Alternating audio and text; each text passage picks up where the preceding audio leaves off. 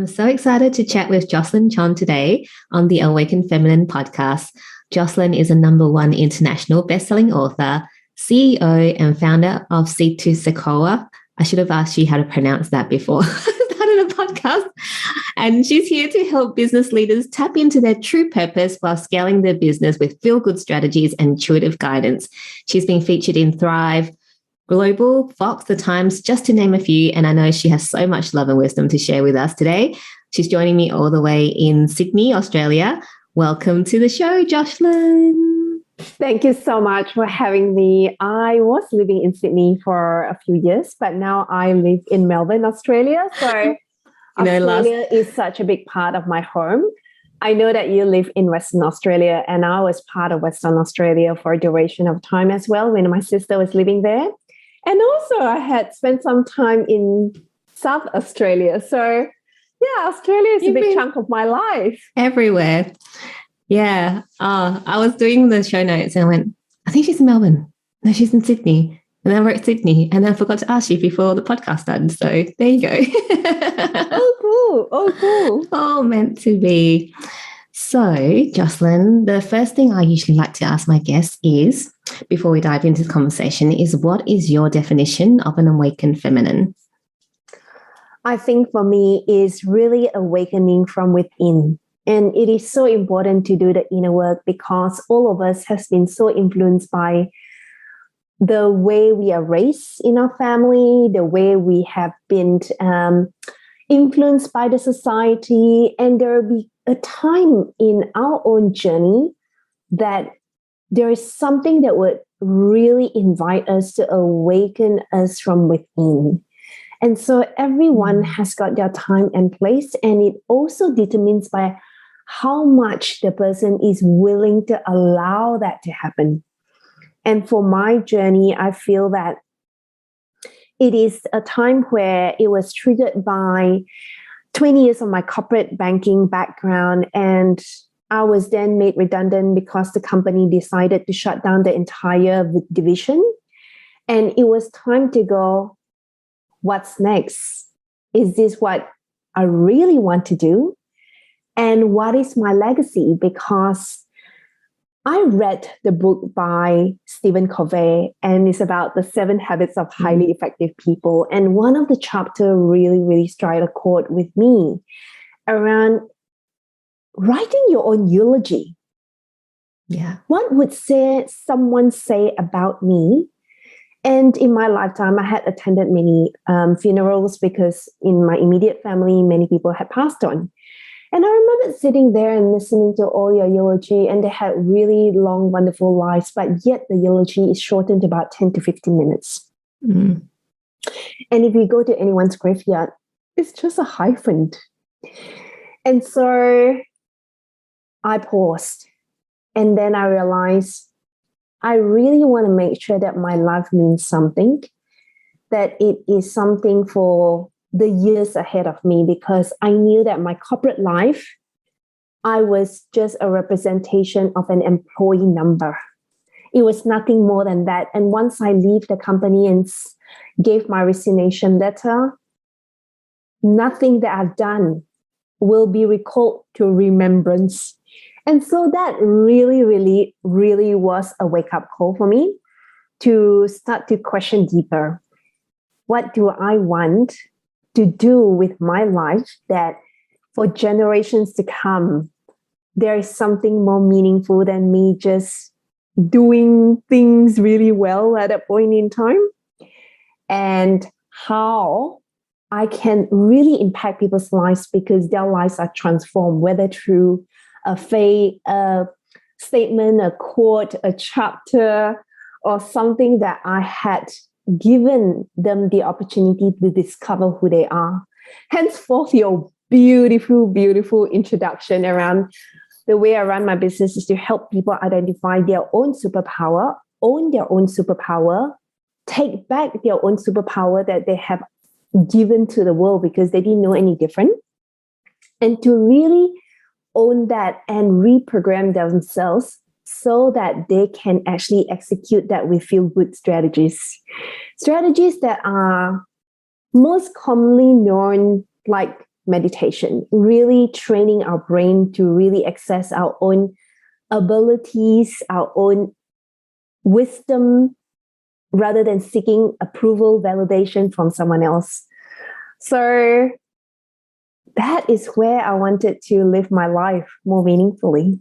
That's so beautiful, Jocelyn. I'm just listening to you. I was getting full goosebumps as you were talking about, what awaken my feminine means, and getting a bit teary when you talked about listening to the eulogies of people and how it just gets condensed, a lifetime of achievements, accomplishments, living, as a person, as a human being, shortened to like that short 15 minutes. So really making the most out of it so that you leave that legacy. That's just so beautiful.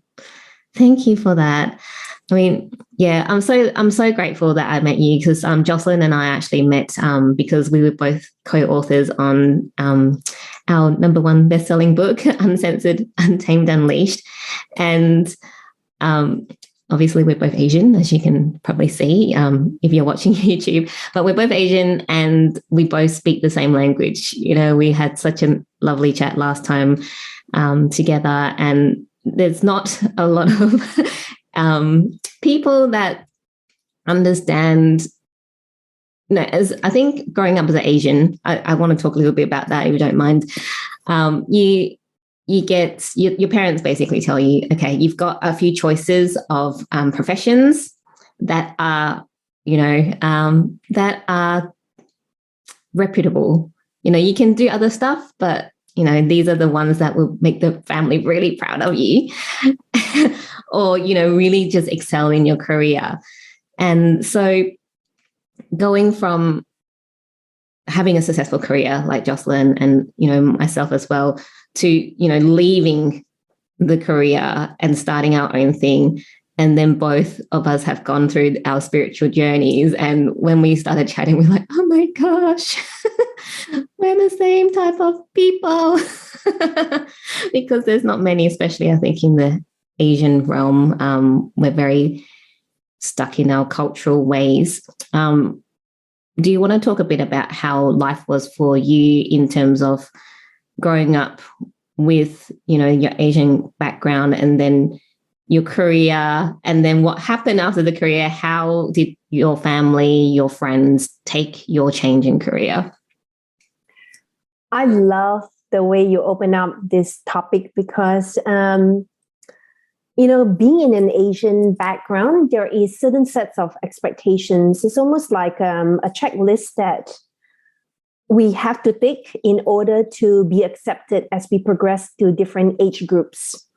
And so I am one of those that, as much as I strive to actually fit into those tick box, life didn't take me that direction. And it is just really, really interesting now to even reflect back that growing up, I had a lot of ambition that was very creative, that was very out of the box.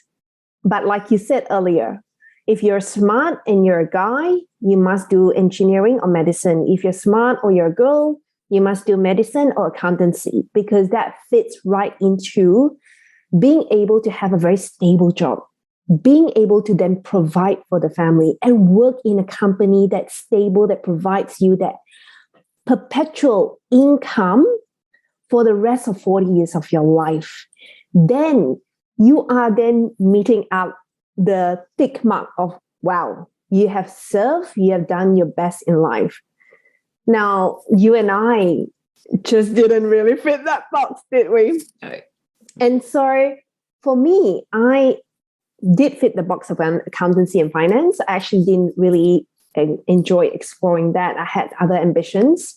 But because my parents had saved up so much, and so I can't, for lack of a better way of expressing, waste their money that they have saved up for years and years to do a degree that to them means that I cannot provide for myself. And so I did that because my mom whispered to me, don't do other degrees, don't apply for other faculties, because it is not ideal. We have saved so much for you. We worked so hard. We don't travel, we don't buy material stuff because we want to provide so much for you. And so indirectly, it was like, do us a favor, go for a job that's stable, that you work with a company that's reputable. And so I did. I worked for Ernst & Young, I worked for Commonwealth Bank, I worked for Westpac, I worked for NZ Bank. Amazing companies.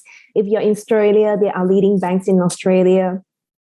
But at the same time, being in that environment, I was a real misfit, because in that environment, as an Asian, there's already such a big difference and gap, because being in Australia, I don't go to private school in Australia. So I had to build up my own network, my own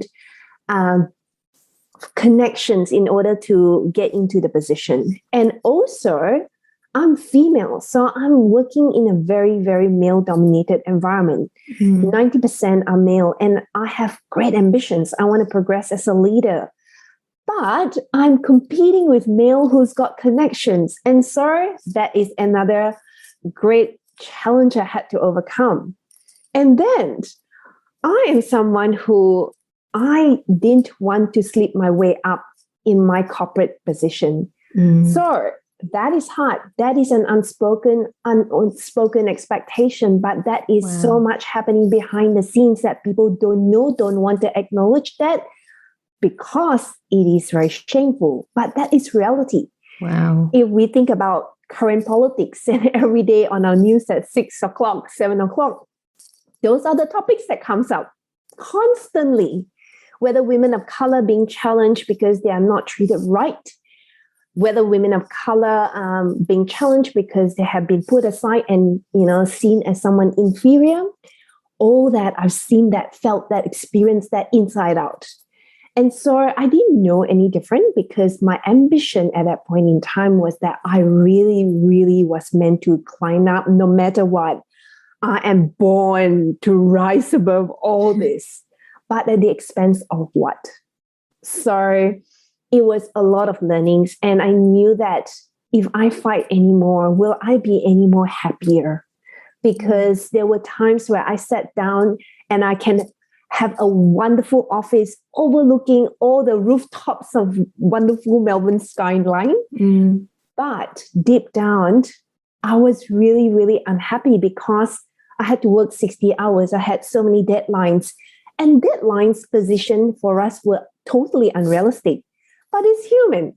They want to make deadlines so that, it makes you work harder, it stretches you, gives you a crazy sales target, because the company needs to make a profit and they need to squeeze every ounce out of us.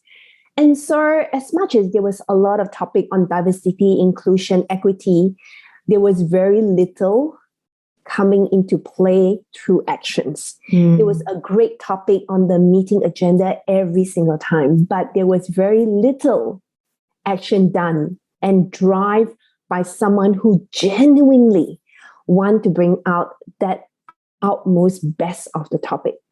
And so experiencing all that was a real challenge. And I thought that I was a superwoman and, I could do all that. But after a while, I knew that if I leave the company, it was so what? And so I started to learn that that is not the kind of life that I want to lead. But it took me so many years to really have the boldness and the courage to set up my own practice and to believe in myself that I could do that. Because equally, the world outside give us a lot of stats that entrepreneurs are non-successful, there's only how many of them that will succeed, and, female entrepreneurs are even worse off, and all those stats becomes an evidence that people really discourage us to do what we need to. And so it is a lot of inner work to really develop that courage, that self-confidence, and it's a daily practice. And so it is not something that happens overnight, and it's also peeling out and really learning to recognize the right people in that circle to really support us, because there is so many other circles that also want to compete with us and bring out the worst and suppress us in the world of entrepreneurship as well. And so really acknowledging where we can find a circle that's safe, a container that's sacred, that enables us to support one another and to really bring out each other's gifts rather than, putting them aside and shutting them down, because there is a lot of that. But also I've learned that the people that does that is because they have not been awakened yet.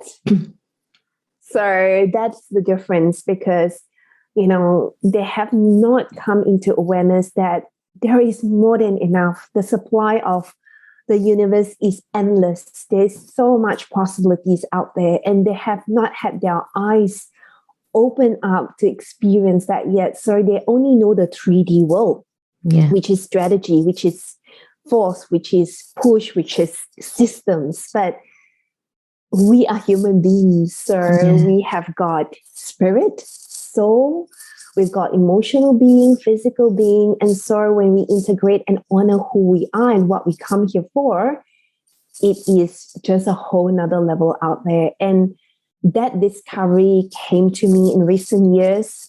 The major introduction of that came for me in 2019. And I realized, wow, I've missed out so much. But equally, I did forgiveness work to God. I didn't miss out. It was just time. And also I allow myself to really receive it. Because equally, at the same time, the universe could bring some good to us. But if we are not accepting and receiving that with an open heart, we would miss the mark as well. So that has just been such a life-changing aspect of my spiritual growth. And now I integrate that into my day-to-day business. And so I hope that, this sparks a lot of inspiration for our audience to go, there's more to life and there's more to what you can offer, wherever you are, whatever you do, whatever age you may be, life is here for you, and that you can do so much more when you are surrounded by the right type of people who would champion you, celebrate you, support you, love you, accept you, offer to you the best of the best, and expect very nothing in return because they know that the universe will bless them. I love that. Wow, what a journey you've had, Jocelyn. It's amazing. I mean, working your way up through corporate and then going, this isn't the way that I want to live. And yes, it does take a while before you build up that courage, because we're not taught at school to think and work for ourselves. We're taught to go to school, get an education, and then work for the rest of your life. Yeah, what we're doing is work, but we work for ourselves. And it's, when we're doing something that we love to do, it doesn't feel like work. And being able to manage your own time is that freedom, that liberation. It can't compare. You do have your, busy times, but then you also have your quiet times, but you can manage that. So I just love that you went, I can't do this. Can I ask you what it looked like for you when you went, all right, I can't do this anymore? What was going on in your world at that time to make you start questioning the life that you were living? So externally, I was very successful. I was driving luxury cars. I was living in an affluent suburb. I still do, but it's a whole nother level now. And I was, looking after private banking clients, dressed the part. But internally, I was crumbling because every day there's more tension, there's more demand, and those demands were absolutely unrealistic. And I asked myself, my boss would work from 6 a.m. to 6 p.m. and then go back, spend an hour, and then log in and work again. So if I want to earn that level of maybe $500,000, is that the kind of life? And I don't see the quality of the decisions made will carry it through. More often than not, they will make in a very hasty situation, and it was a band-aid solution, and then nobody carried through. And in the corporate world, people come and go very quickly. Redundancy happens all the time. Projects come in, projects come out. So there was lack of continuity, and we're constantly put into a very tense environment. My managers would go and answer if I asked them, how are you? Busy. Every time, the first answer is busy. How can that be the norm of the language? Across Commonwealth Bank, across ANZ, across Westpac? And it is taken as, I'm busy because I'm important. Yeah. Really? Because none of that, now I can look back, has got any weight because you're busy for that duration. And then once the person leaves for another role elsewhere, whatever project that has been implemented, no one will carry that on. It's really interesting. And so for me, there were so many decision points in my life that I would train, I would make sure everything is executed, implemented. But at the same time, there was no carry through because someone else would come with a different vision. And then I would change the goalposts. And then I would have to follow a different goalpost. And like, is this life? And is that what I wanted to see? Because there is more than that. There was so many politics to navigate. There is so many people who's got different favors. There's so many areas around, people who's got networks within them that they already made certain decisions. So although formality, there is decisions and there is wonderful things happening, but equally, there is very little that is happening behind the scenes that can add value to our life for the long term. And so I really, really, wanted to offer that view that there is more to life in terms of what we can actually do in our business. And that, we want to ensure that life is richer than that. So I think, the redundancy was a huge trigger. My cousin's wife who killed herself, committed suicide, successful, was another trigger. When I sat on my grandmother's funeral and listening to her eulogy, and she's got a life of abundance and prosperity, I go, that is not what I'm seeing in my world. And so that really, really inspired me to take actions and go, what else can I do different? Because I do want to live a life with meaning. And I've been searching for that. But I think it was lack of support in an environment where, I was surrounding myself with the wrong friends and just, didn't have the right resources or tap into the right connection. So I had, surrounded myself with, short-term friendships that didn't really brought good to the world that I was in at that point in time. And so I realized that deep down, there was always that whisper, what is more to life than this? Yeah.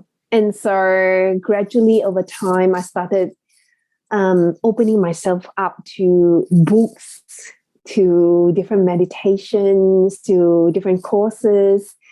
And I was like doing that behind the scenes as though I am doing the wrong thing. Yeah, closet spiritual person. I was like, oh, so what are you doing over the weekend? Oh, no, just having a quiet weekend. But then, I would be doing some courses to really discover things and get myself introduced to, for example, hypnotherapy, meditations, spiritual work, things to really grow myself and develop my own self-confidence. And I was like, externally, it's like, oh, no, it's different, but it was really interesting. Yeah. Wow. It's, I think it's such a common thing, whether you're in like a financial corporate. I worked in a hospital, so in the healthcare profession, but it is all the same. Politics, people that are stretched to the max, that are always busy, projects that don't get finished. They get started, they don't get finished because someone comes in and they decide that, you know, they want to make themselves important by changing everything. And the change doesn't actually do anything.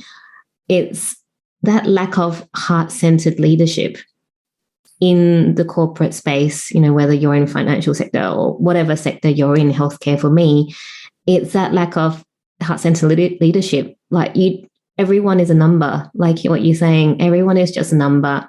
When you leave, no one cares. No one cares. As much as you want to feel self-important and that people care, they don't. You know, I had staff members that, you know, used to tell me that, you know, how much they appreciate what I do, you know, all that kind of stuff, which, you know, is beautiful. And I sincerely believe that they do enjoy me being their manager and their leader before. But, you know, once you go, unless they are really your friends or really had that deep connection with you, you're just another person that walked into their lives and walked out again. Yeah. I couldn't agree more. Like everything you've just said, it's just so real in my banking and finance world. And so interestingly, those who remember me is because they want me to give them a reference check for the next career path. It's like, hi, on LinkedIn. Really, I followed you quietly, silently behind the scenes, and I would love for you to give me a reference check. I'm like, oh, yeah. Okay. So yeah. It's sad in a way, but at the same time, you know, I think, like you say, everyone's so busy that they don't even have time to think for themselves, to even think that they can do anything else. Actually, which leads me to what I want to ask you next is, were you a spiritual person before you did all your work, or were you not really into that? So let me share with you. I think I was a spiritual practitioner, but I didn't want to accept that title. So I grew up in a Christian background, and my grandmother also had a number of rituals and practices.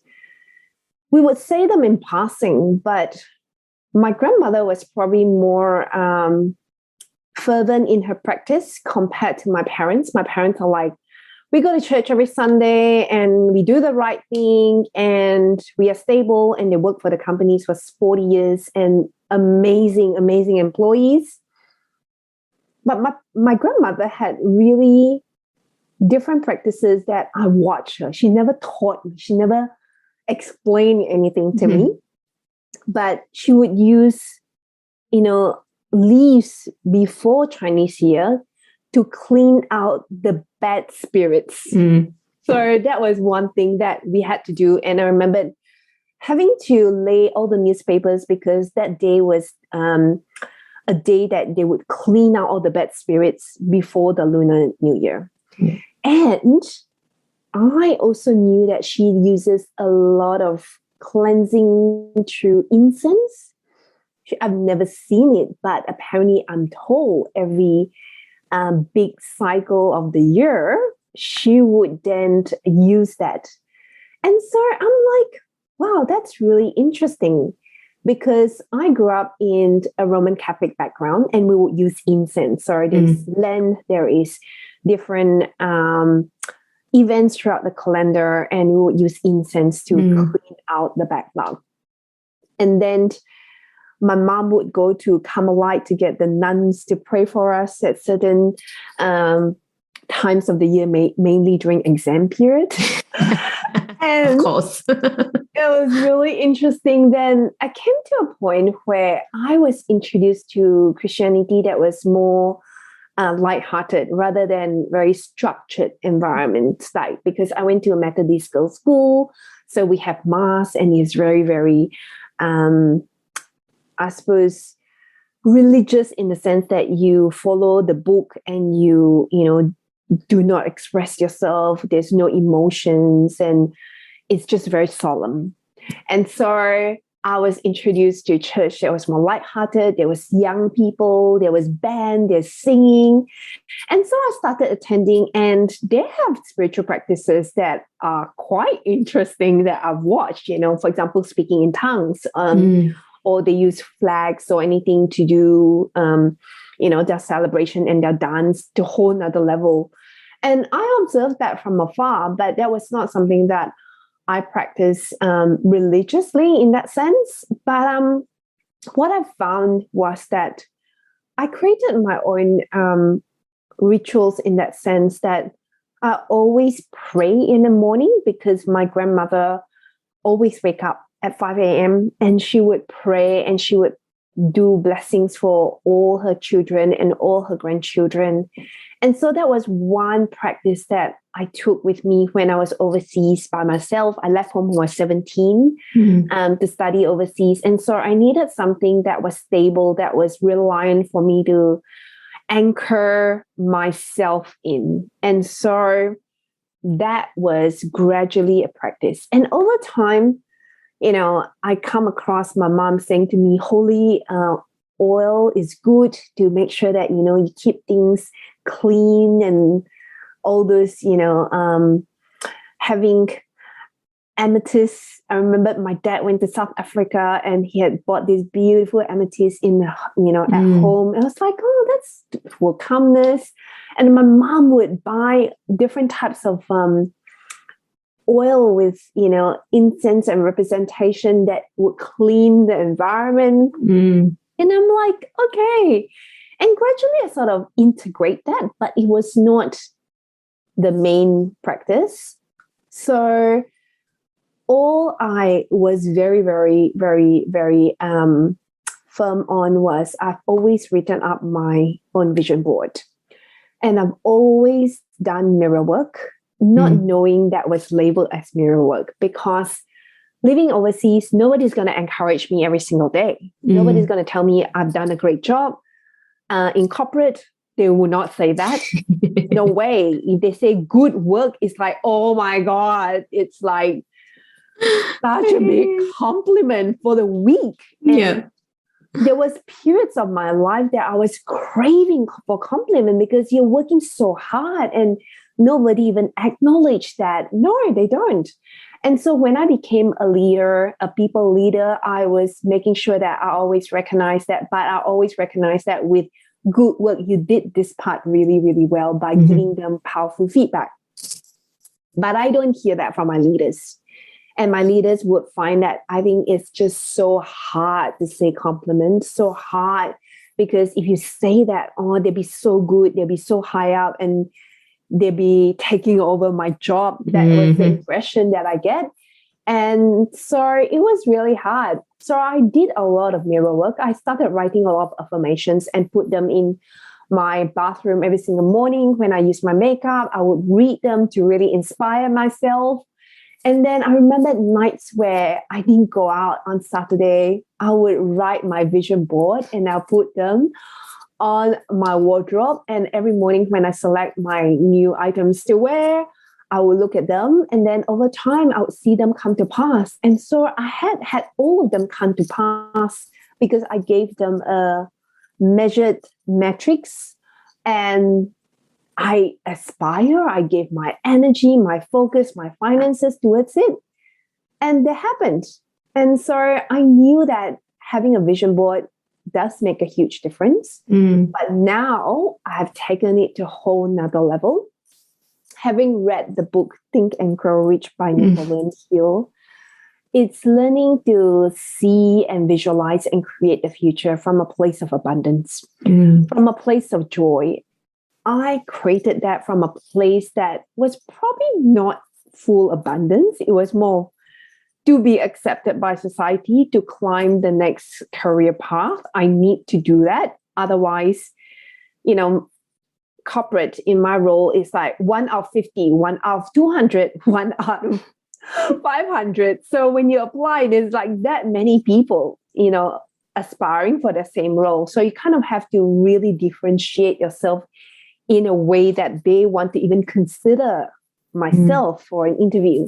So I was doing crazy things like that. Wow. Well, it's good to. I also kind of grew up with. I think a lot of Asian families that grow up like going. My grandma went to temples and things like that, so we'll go and do the incense thing at Chinese New Year, and I just go along, and I always felt really peaceful and calm when I'm at the temples. It's just, and the smell of incense, I just love that. It's very nostalgic and it makes me feel really happy. So yeah, I love how that you were watching what your family was doing and then started really incorporating all that.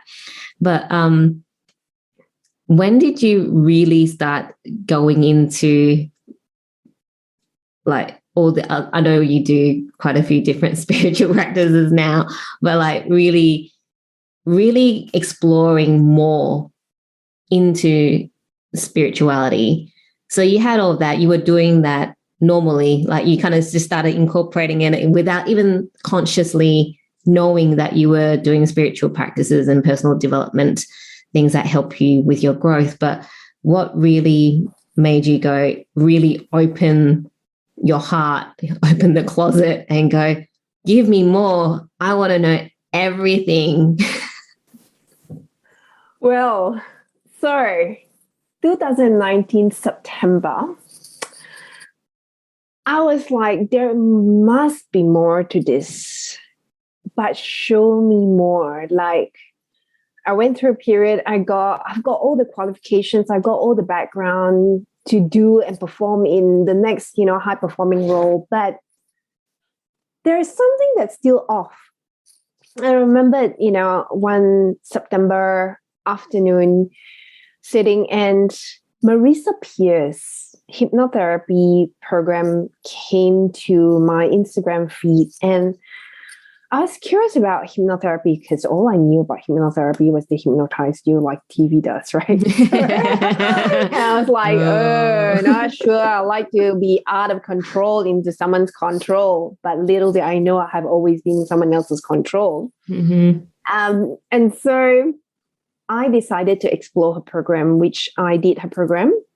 And then because she was affiliated with Mind Valley, then there was more things coming to my feed from Mind Valley.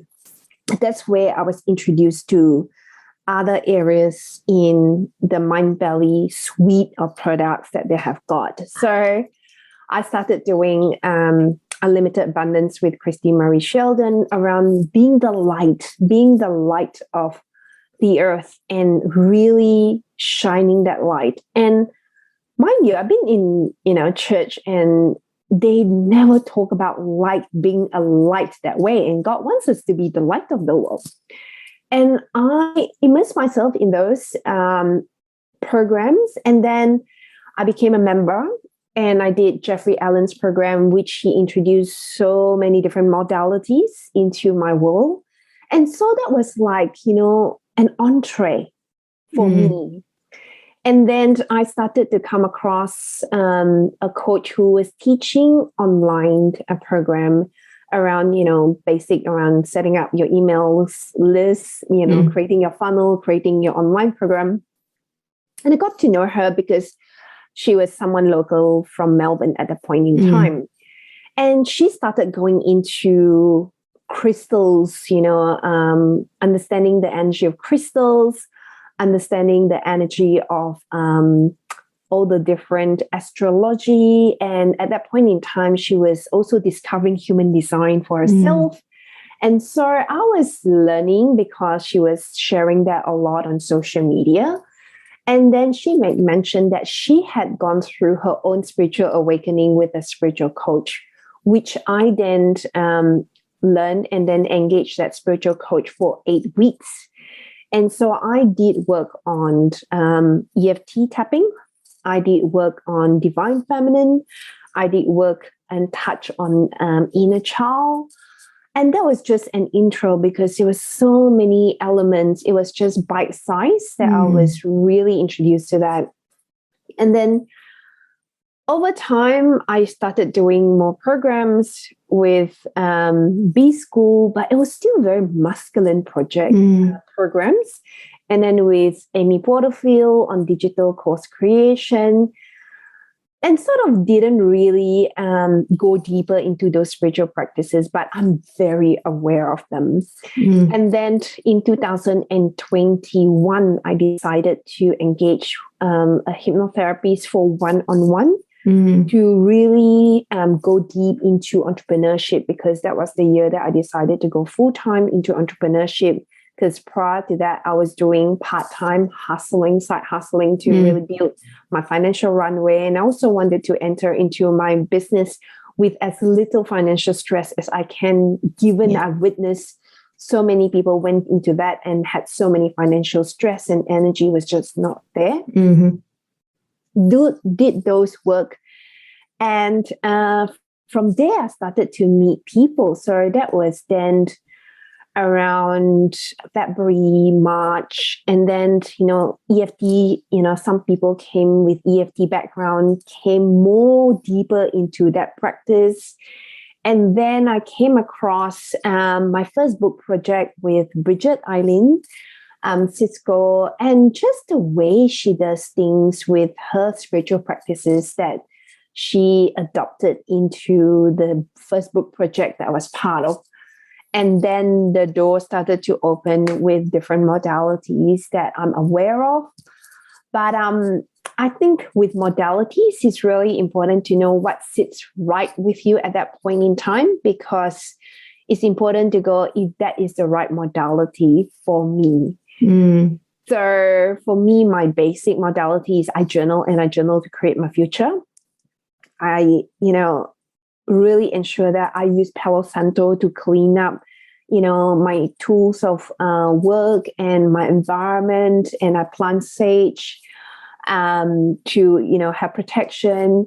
And then as I go deeper, the type of meditation that comes into my world becomes deeper and next level as well. And it's really interesting. It's almost like it was entree, and then it's main, and then the dessert is like a whole nother level. And so it was just learning about that, and then integrating with that, and also learning that the world that I come from, I had to release out, so I did a lot of shadow work. I had Akashic Records reading to clean that out.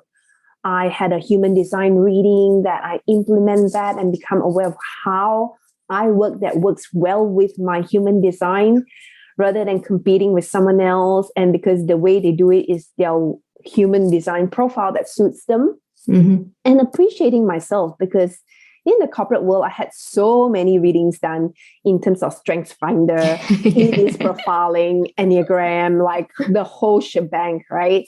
And they send us to so many leadership training to understand, our strengths. But it's a whole nother level in the world of understanding and learning to listen to our own intuition, and learning to understand our body, our sensation, and not to just think with our brain, but also, like you said earlier, heart-centered leadership, really come from a place of abundance. And that is a journey that didn't happen overnight. There was no magic pill that I ate that, wow, happened. And it's still a journey that I'm going through. And with the different book projects that I'm part of, I come across more spiritual leaders who are formerly from the corporate world, who then did their own personal work and awakening as well. And I just got to know more and more. And that has been just amazing that, soulful discussions like with yourself, and delicious conversations with, different female across different parts of the world that does that as well. To me, that is not something that I can imagine happen, because in the corporate world, female are not supportive. I would not have female wanting to support another female, because number one, there's very few of us if we sit down in that layer of leadership. And number two, they are fighting equally for the next level that I want to progress. Yeah. And so it was a lot of fight, a lot of push, a lot of convincing, a lot of just tension in the air. But it was like, nothing's happening, because everyone's like dressing the part. Yeah. It was really interesting. And so I feel that, in my view, the pandemic has awakened a lot of people to give them an option, whether they want to explore more of the spiritual element and combine with their skills and their qualifications and all that they do, or they can retain where they are. Yeah. But there's an option there because it is available. Yeah. I love that. You've mentioned a few things during our whole conversation about, not competing, because just talking about corporate, the females don't support females. There's this underlying, I need to be better than you so that I get chosen for the job. Even in healthcare, it's the same. Or I need to connect with this person because I know she can help me get the job. Because if I'm nice to her, then she will, say that I'm good to people above. And then, but there is no reason to compete. As you said, with your human design, everyone works differently. And what we do, I was on your podcast recently and now, you're on mine. It's really being able to share the stories because the right person will find you. It's not I want everyone in my camp, even if they don't actually want to be in your camp. There's no point doing that because people then start getting resentful, or they're like, I don't want to listen to you. I like that person. I like the masculine, or I really like the feminine, or like that combination. So I really love that about you, just, throughout saying that we need to live with our heart. We need to have conversations. We need to know that we live from a place of abundance, because that's another theme that you had going on throughout our conversation. Your grandma and you, it's just this knowing that there is abundance, there is enough for everyone. So it's just so beautiful. I want to ask you, Jocelyn, so with everything that you've learned, how do you incorporate it in your business to help other, people that want to build their business? So with my experience in the corporate world, I've seen and done enough case studies, but also led enough people to really help them build a business. But what I've learned from the spiritual aspect is that I want them to build a business that is not out of force. It's not out of working crazy hours. It's not out of controlling others. So I incorporate that to help them trust and lead others and delegate authority and help them be the leader, rather than I expect you to be a leader, but don't look at me for leadership skills. I'm the boss, but don't look at me for leadership skills. And there is just such a mismatch in that. And there's that all the time, because we've seen so many people being sacked for saying that they have got leadership skills, but they don't. And so my goal is to really help them understand you will need to role model that. You need to have that, be that, and that will help you attract the right team to work in your business. And to also really identify. So one of my magic powers is that when I know that someone has got an opportunity or skill or something that nobody has seen them, I can see that.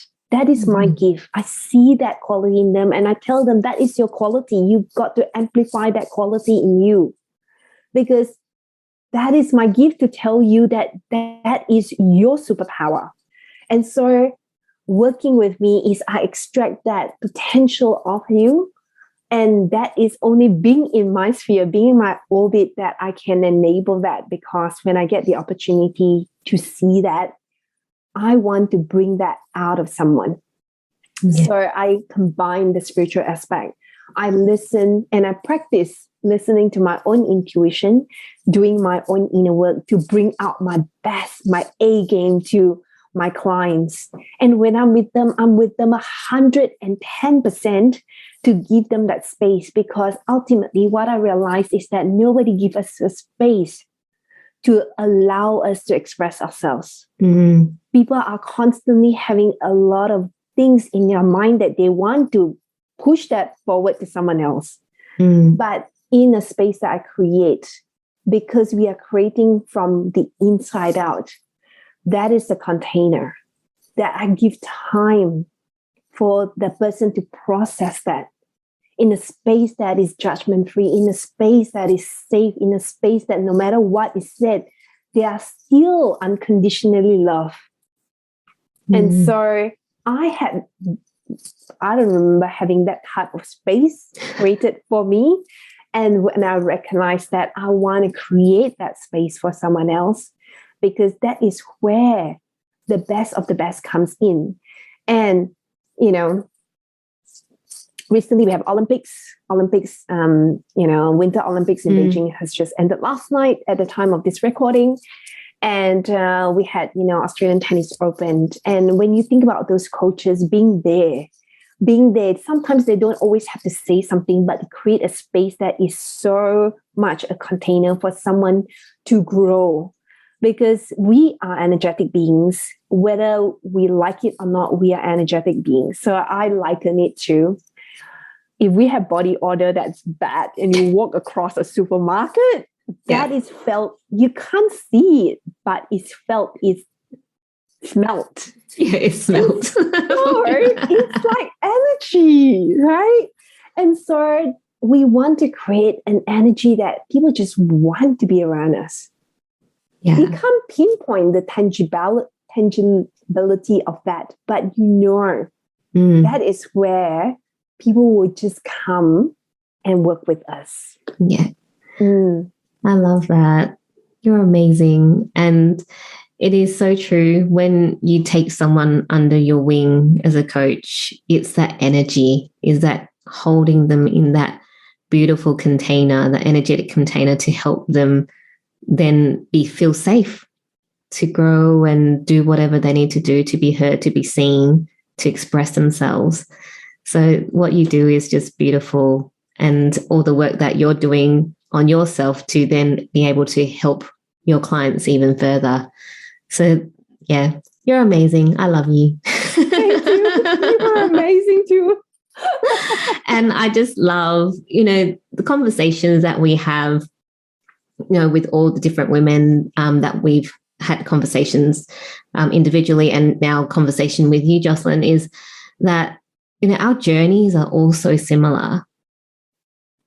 And yeah, there's this, you're in the corporate, you're in financials, I'm in healthcare, but so many things are similar. And if we can just learn from each other, live through each other's shoes, just from listening to stories, and then go, empower other people and cause that ripple effect. That's what we want, to help more people awaken to who they really are and step into their power. So yeah, I just love these conversations, and I'm mindful of the time. So Jocelyn, before we wrap up, what's setting your soul on fire at this moment? Well, I just want to see people living their best life, because I had not, and I have learned quickly that there are opportunities to do that. So my offer to you is that you can come and work with me. You can come and work with me on a VIP day that we can deep dive into areas like self-confidence, understanding your business from an energetics point of view, understanding life. I want you to have a rich, amazing, loving relationship, great health and vitality, finances that are overflowing in your bank account, so that you can serve the world in a way that the world is not able to serve humanity. And so my offer is that you are invited. You're invited to come work in my space. There are times where I offer masterclasses. There are times now that I have got one-on-one coaching program available. So come into my sphere, because I know I have done the work, so will always bring my best.